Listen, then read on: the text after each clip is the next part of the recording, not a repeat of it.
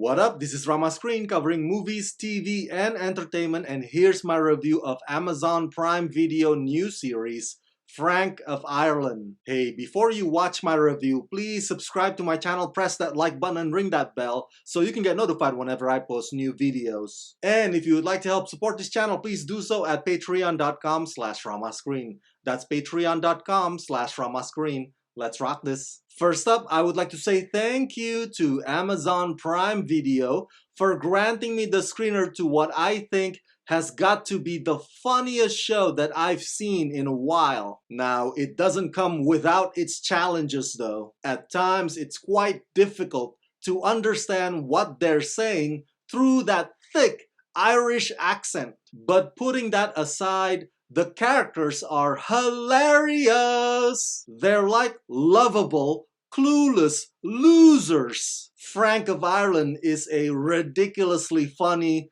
dysfunctional family / friendship comedy with tons and tons of movie references. Frank and everybody around him sure have the most unfortunate time dealing with love and with one another. Created and starring Brian Gleeson and Domhnall Gleeson, Frank of Ireland follows 33-year-old catastrophic, misanthropic fantasist in Arrested Development, Frank, who's convinced that the world owes him. He also happens to be the hero of the story. He has a tenuous hold on reality, a single room in his mother's home, an ex he can't get over, and a loyal best friend, Doofus. Frank of Ireland is a story of a man's hopeless search for respect. We don't want him to succeed, but it's fun to watch him try. If you recognize the guy who plays Doofus, it's because he's the same Domhnall Gleeson that you saw in that Star Wars trilogy playing General Hux. Well, if Frank of Ireland reveals anything, is that Domhnall Gleeson comes from a family of actors. His brother Brian is this show's star, and both of them are the sons of the great Brendan Gleeson. So yes, they're basically on the same level as the Arquettes, the Baldwins, the Hemsworth, and the Wayans. The episodes start out with Frank's woman telling him that she's seeing another man, and that unleashes the chain of events in which Frank keeps trying to win her back. Brian gives a very driven, very motivated performance, and sometimes he's like a truck that just steamrolls everything in his path. There's something to be said about his character, Frank,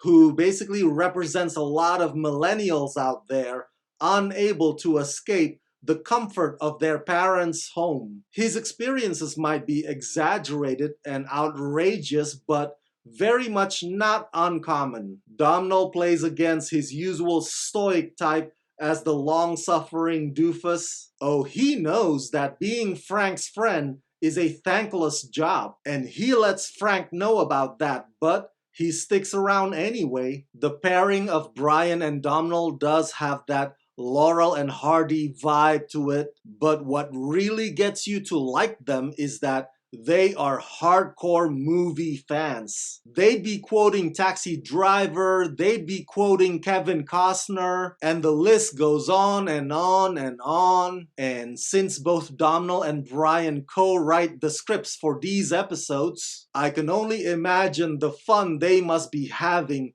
picking out the next movie stuff, movie characters, or movie lines that Frank and Doofus will gravitate toward, because that is pretty much at the center of their philosophy on each episode. This is basically a story about people who are resisting to grow up. You don't have to be Irish to get the jokes, but the jokes are unapologetically Irish. Some of the episodes do give the characters a win worthy of high-fiving, so it can get a bit sweet and endearing when you least expect it. This whole thing is definitely a comedy with heart that celebrates the simple joys of not excelling in life.